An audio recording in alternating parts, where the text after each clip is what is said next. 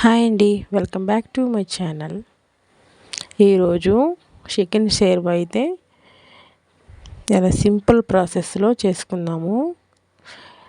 రాగి సంగటిలోకైనా, దోశల్లోకైనా, ఇడ్లీలోకైనా, దేనిలోకైనా కూడా చాలా టేస్టీగా ఉండే చికెన్ షేర్వా అయితే సింపుల్ ప్రాసెస్లో చేసుకుందాము. దానికోసం మిక్సీ జార్ తీసుకొని దానిలో కొన్ని పట్టలు, కొన్ని లవంగాలు,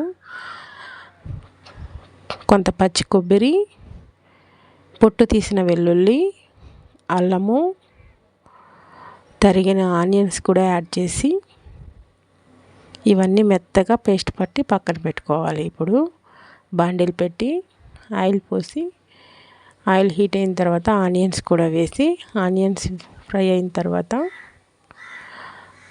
కొంచెం కరివేపాకు కూడా వేసి కరివేపాకు ఫ్రై అయిన తర్వాత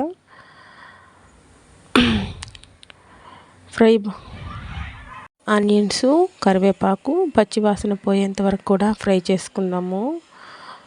ఆనియన్స్ ఫ్రై అయిన తర్వాత టమోటాలు కూడా యాడ్ చేసి టమోటాలు అయితే మెత్తగా మగ్గనిద్దాము. దానికోసం కాసేపు మూత పెట్టి ఒక 2 నిమిషాలు మగ్గనిచ్చి మూత తీసి ఇప్పుడు టమోటాలను కూడా మెత్తగా స్మాష్ చేసుకుందాము. మెత్తగా అయ్యేంత వరకు కూడా ఫ్రై చేసుకుందాము.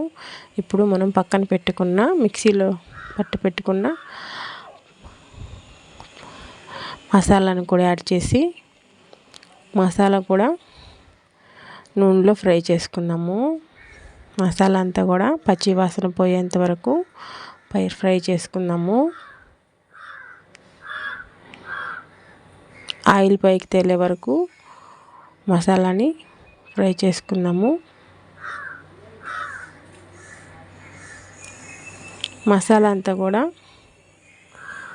ఫ్రై అయిన తర్వాత ఇప్పుడు చికెన్ అయితే యాడ్ చేసుకుందాము. ఆ క్లిప్ మిస్ అయిందండి. చికెన్లో అయితే నేను కల్లుప్పు, కారము, ధనియాల పొడి, పసుపు వేసి బాగా కలిపి 1 గంట పక్కన పెట్టుకున్నానండి. ఇప్పుడు కొంచెం కొత్తిమీర కూడా యాడ్ చేసి కలిపి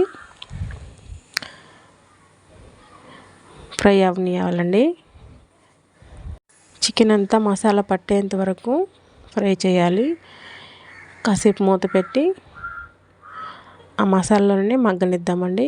మూత తీసి ఇప్పుడు చికెన్ అంతా కూడా మసాలాకి పట్టిందండి. చికెన్ అయితే ఒక 50% ఉడికేంత వరకు మూత పెట్టి మగ్గనిద్దాము. ఇప్పుడు మూత తీసి చికెన్లో వాటర్ కూడా రిలీజ్ అవుతున్నాయి కదండి.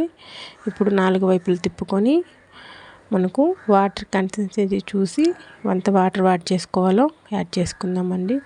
వాటర్ అయితే ముక్కలకు మునిగేంత వరకే పోసుకుందామండి. మళ్ళీ ఎక్కువ కూడా వద్దు. ముక్కలు ఎంతవరకు మునుగుతాయో అంతవరకు అయితే వాటర్ యాడ్ చేసి 4 వైపులా తిప్పి ఏదైనా ఉప్పు తక్కువైతే కారం తక్కువైనా వేసుకుందామండి. ఇప్పుడు మూత పెట్టి హై ఫ్లేమ్ మీద ఒక 10 నిమిషాలు ఉడకనిద్దాము.